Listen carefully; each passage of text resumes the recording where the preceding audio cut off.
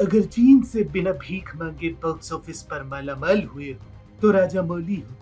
अगर ओटीटी के माया जाल में नहीं फंसे और 1000 करोड़ कमाए हो तो राजा मौली हो तुम। बंद करो, हाथ जोड़ के मैं। हाँ हाँ जानता हूँ, आप भी यही सोच रहे होंगे और बॉलीवुड वाले भी। परंतु वो कहते हैं ना, सब्र का फल मीठा होता है।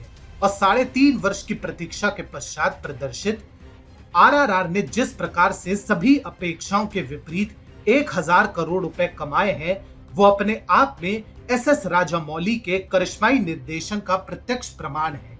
नमस्कार, स्वागत है आपका टीएफआई पर और मैं अनिमेश पांडे आपको अवगत कराऊंगा कि कैसे रौद्रम रणम रुधिरम यानी आरआरआर ने एक बार फिर से भारतीय सिनेमा को गौरवान्वित किया है और कैसे इसके लिए उसे ना तो चीन से भीख मांगनी पड़ी और ना ही ओटीटी के लुभावने मायाजाल में फंसना पड़ा। तो अविलंब आरंभ करते हैं। 25 मार्च 2022 को एसएस राजामौली की बहुप्रतीक्षित फिल्म रौद्रम रणम रुधिरम प्रदर्शित हुई, जो भारतीय स्वतंत्रता संग्राम के एक अनछुए पहलू पर आधारित एक काल्पनिक कथा है।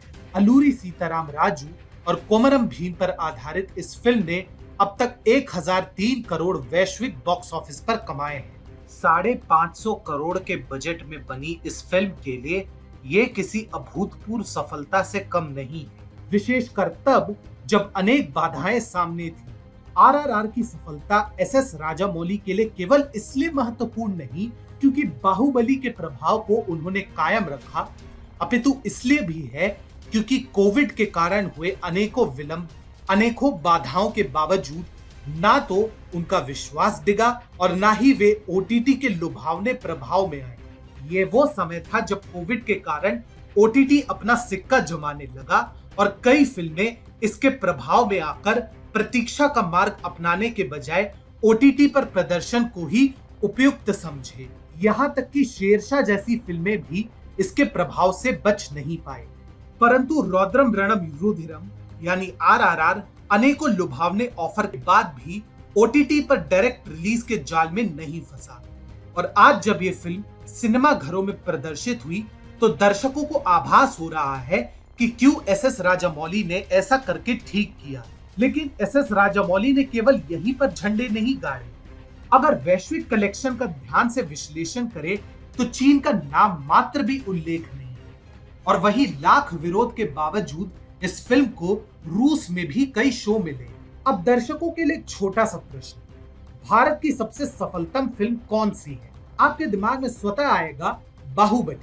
परंतु वैश्विक कलेक्शन के अनुसार नितेश तिवारी निर्देशित दंगल 2100 करोड़ रुपए से भी अधिक के राजस्व के साथ भारत की सबसे सफल फिल्म है।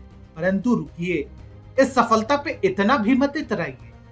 70 करोड़ के बजट पर बनी इस फिल्म ने बॉक्स ऑफिस पर लगभग 700 करोड़ से अधिक का कुछ वैश्विक कलेक्शन किया था, जिसमें करीब 550 से 600 करोड़ तो अकेले भारत से ही आए थे। तो बाकी का पैसा कहां से आया?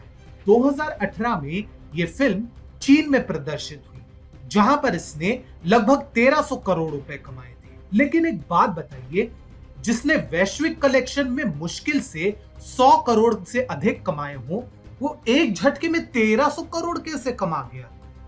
अरे देवा, ये गड़बड़ है बाबा। इसके साथ ही साथ आरआरआर की सफलता ने एक और मिथक भी तोड़ दिया कि आपको बॉक्स ऑफिस पर सफल होने के लिए अपनी संस्कृति को हीन दिखाना पड़ता है।